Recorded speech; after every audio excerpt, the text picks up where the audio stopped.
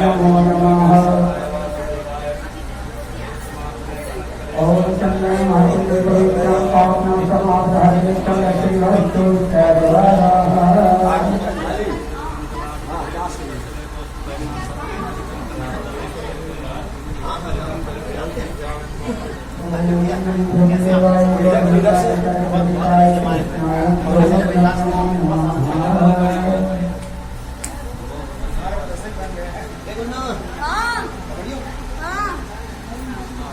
पट्टी भी पकड़, पट्टी पट्टी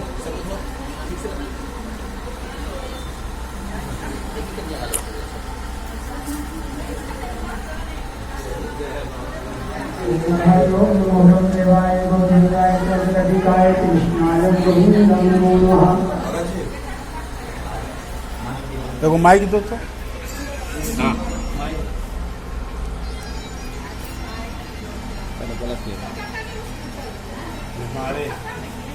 सब कुछ संभाले गए।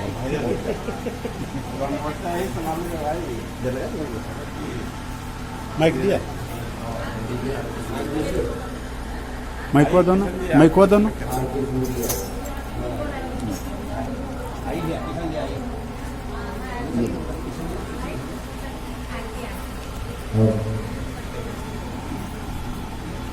ठर ठर ठर ओ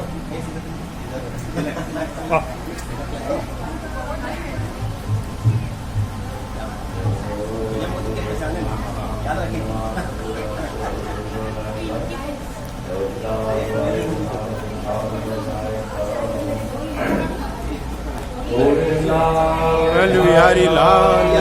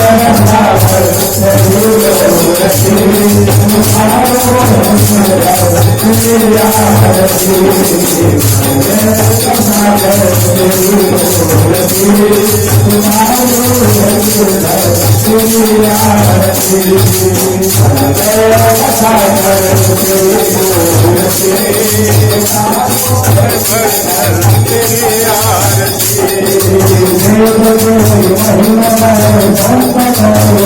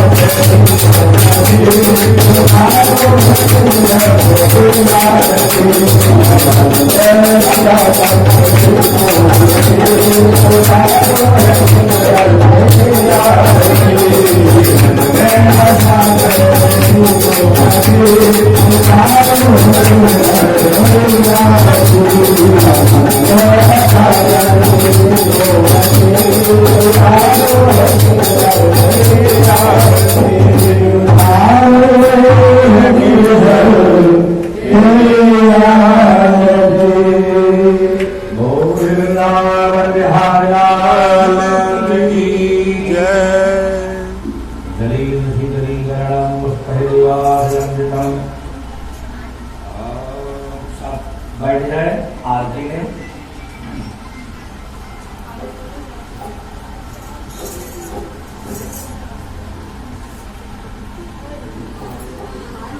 श्री गणेशाय नमः।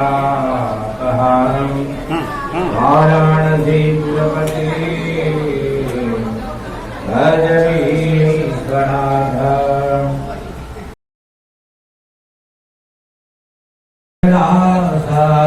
माँ को भी खड़ा कर लो, माँ को भी ऐसे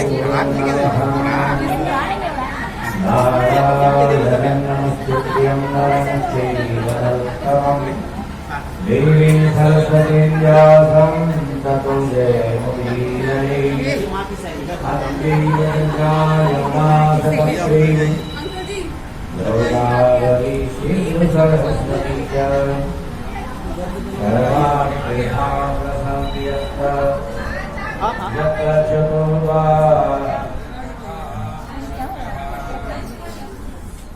उनको पहचानी कैलाश। हम मम्मी को बोले कि आप खाली कैलाश बोलिएगा और कुछ नहीं बोलना होगा।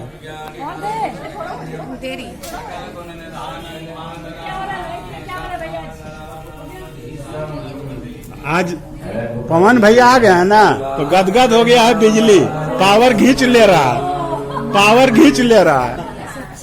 ठहरिए ठहरिए ठहरिए ठहरिए।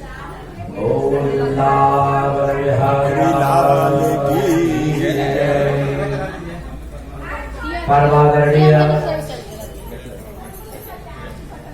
अकारण के कारण हेतु बदलावे परमानंद साक्षात श्रीमद् भागवत महापुराण में विराजमान भगवान श्री कृष्ण हमारे यजमान, जिन्होंने भागवत मोरा महापुराण की दिव्य कथा का आयोजन किया। श्रद्धेय धर्मादरणीय अंजनी शर्मा, शपथनिक विमल शर्मा, बंधु उनके कनिष्ठ भाई पवन शर्मा एवं समस्त बंधु बांधव, सकल परिवार, यहाँ तक कि आत्मीय जन, जितने भी भगवान के चरण में प्रीति करने वाले हमारे सभी भक्तगण और वात्सल्यमयी माताएं, लगातार आज 7वां दिवस समापन दिवस है। भगवान की कथा आज विराम लेगी। भगवान की कथा में भागवत महापुराण में 12 स्कंद है और 18,000 श्लोक है, 365 अध्याय लगभग है। 365 वर्ष में भी पूरा नहीं हो सकता है। इतनी दिव्य कथा है भगवान की लीला गुणधाम चरित्र की। फिर भी जो ग्रंथकारों ने समुचित विधान बताया उसके अनुसार आज कथा विराम लेगी। और जो 6 दिन तक लगातार नहीं पहुंचे, आज यदि पहुंचे हैं पवन शर्मा जी, तो समस्त पुण्य के भागी आज बनेंगे। इनके छोटे भाई पवन जी दिल्ली से पहुंचे हैं। व्यस्तता थी, नहीं आ सकते थे, लेकिन ठाकुर जी की ऐसी कृपा हुई, कथा आज समय से होती 4 बजे से, कथा दोपहर में ही प्रारंभ हुई। भगवान ऐसा खींचे कि समय से उपस्थित हो गए। परम सौभाग्य है हम सबों का। आइए, भगवान सब पर कृपा बना के रखे और सबको शुभ अवसर दे और सबके हृदय में भगवान विराजमान हो जाए। बोले भक्त और भगवान की जय। आइए, 2 बार भगवान के नाम का संकीर्तन हम सभी करेंगे, फिर हम कथा में प्रवेश करेंगे।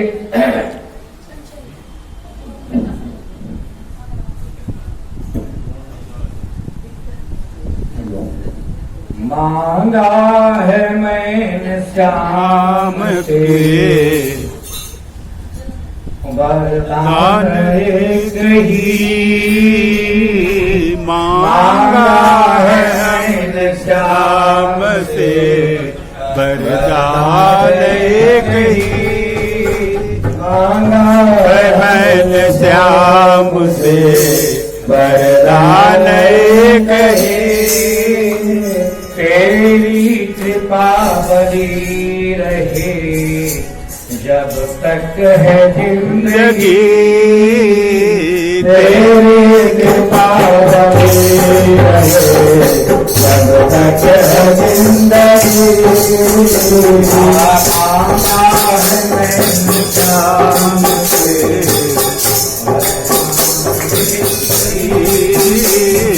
तेरी कृपा बनी रहे जब तक है जिंदगी। मांगा है मैंने श्याम से वरदान एक ही, तेरी कृपा जब तक है जिंदगी। इस पर प्रभु का हाथ था, वो पार हो गया। इस पर प्रभु का हाथ था, वो पार हो गया। इस पर प्रभु का हाथ था वो पार हो गया। इस पर प्रभु का हाथ था तो पार हो गया। जो भी शरण में आ गया, जो भी शरण में आ गया, ओ पार हो गया, जो भी शरण में आ गया उद्धार हो गया। तेरे श्याम हो गया, जुड़ा है तेरे प्यार से हो गया।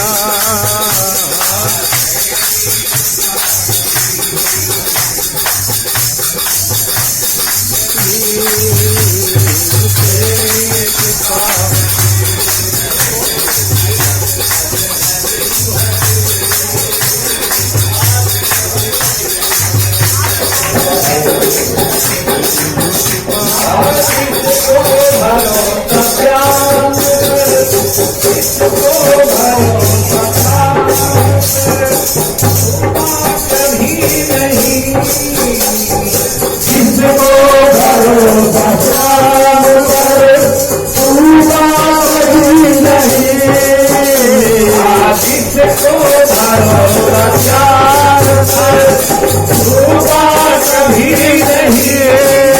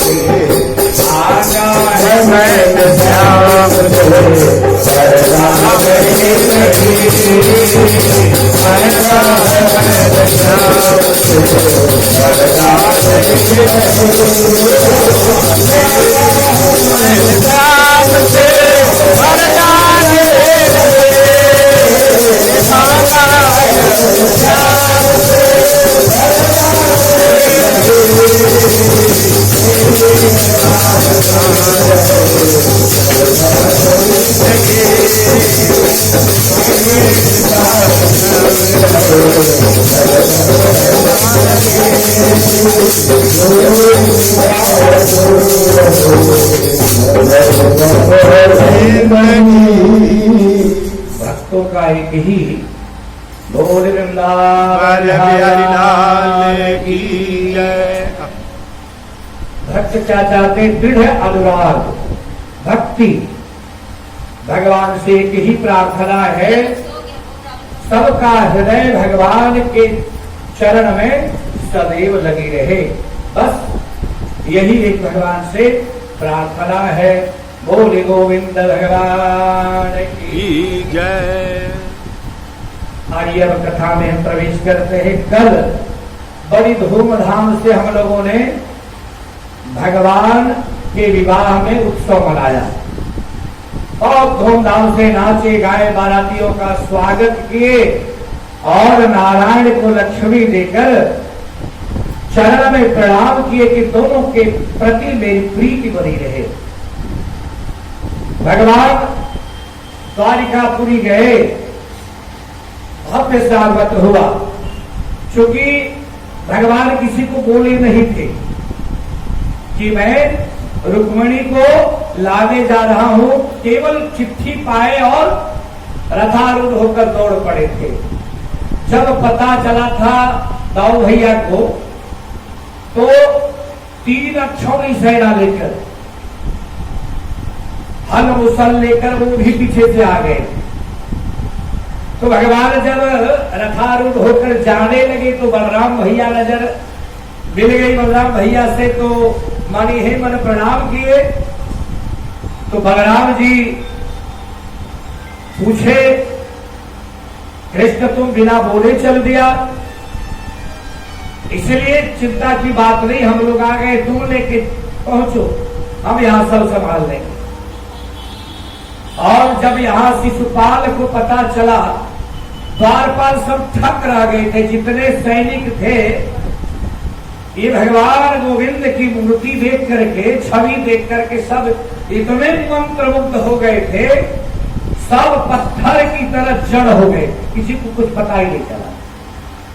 और देवी पूजन करके रुक्मिणी जो ही आई, इशारे में बात भी, भगवान पकड़े कलाई, सीधे रथ में बिठाए और रथारूढ़ होकर चल दिए। तो रुक्मी जो भाई था, इधर शिशुपाल पार्षदों को, जो भी सैनिक थे, सबको डांटा, पता ही नहीं चला। कहने का अभिप्राय है,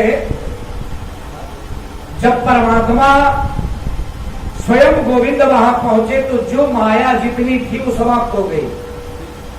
ये माया भी था, सब समाप्त हो गया और गोविंद को लक्ष्मी चाहिए, रुक्मिणी चाहिए, केवल रुक्मिणी जानती और भगवान, बाकी सब थक थे। इसीलिए प्रेम से उनको जरा भी परेशानी नहीं हुआ। भीड़ से एकांत में जब निकले जैसे गए, सबका समाधि भंग हुआ, अर्थात ध्यान टूटा। अरे देखो देखो कन्या कहाँ गई। अब तो सब सैनिक निराश होकर के भागने लगे इधर उधर। शिशुपाल बारात जनवासे में था, खबर चली गई कि कन्या को कोई हर कर ले गया, उठा कर ले गया। अब तो शिशुपाल को काटो तो खुड़ नहीं, जरासंध भी गए। अब तो प्रलय मचाने लगा, ये करेंगे वो करेंगे। जरासंध बोले दुल्हा बन के आया है, जो हुआ सो हुआ, अब भी तो चुप रहा, अपनी इज्जत क्यों खराब करता है।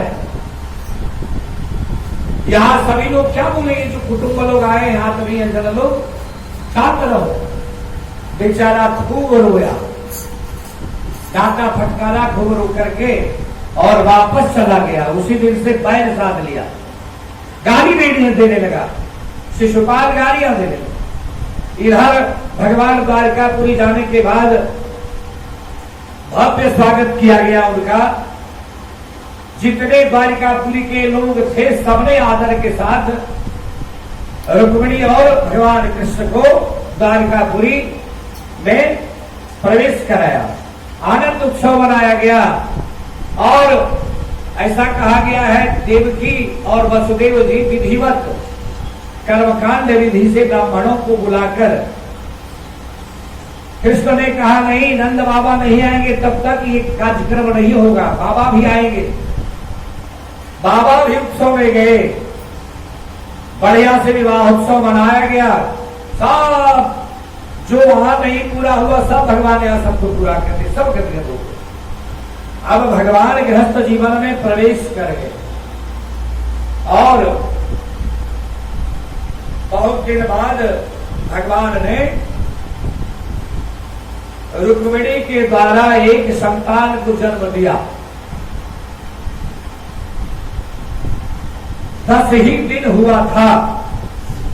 प्रसूति गृह में ये संबासुर का नाम का एक राक्षस था, दैत्य था, जो वेश बदलकर प्रसूति गृह चला गया। 10 दिन बाद तो शुद्ध है। 21 दिन के बाद चूड़ाकरण होता है ना, चूड़ी हम लोग संस्कार करते हैं ना, तो 21 दिन में शुद्ध होती, 20 दिन के बाद। अभी प्रसूति गृह में ही थी, शुद्ध नहीं हुई और छल से गया और बच्चे को उठाकर सीधे भाग गया, किसी को पता नहीं चला। जोर से हल्ला हुआ, तब तक ये जाकर सीधे समुद्र में फेंक दिया। देखिए भगवान की कृपा, समुद्र पे फेंका, एक बड़ी मछली बच्चे को निकली। अब निकली तुरंत, चंद मिनट में मल्लाह के जाल में वो मछली फंस गया और मल्लाह घर ले गया और घर में जाकर अब वहां कैसे रखता। शंबासुर का राज्य था, शंबासुर के समलासुर के यहाँ ही ले जाके मछली दे दिया। शंबासुर के यहाँ जब उसके नौकर चाकर जो थे, मछली के पेट से देखे एक नवजात शिशु निकला। अब तो खबर शंबासुर को पर गया कि एक बच्चा मछली के पेट से निकला है जो बहुत दिव्य है। शंबासुर उसे लिया, बोला ये कहा क्या करे।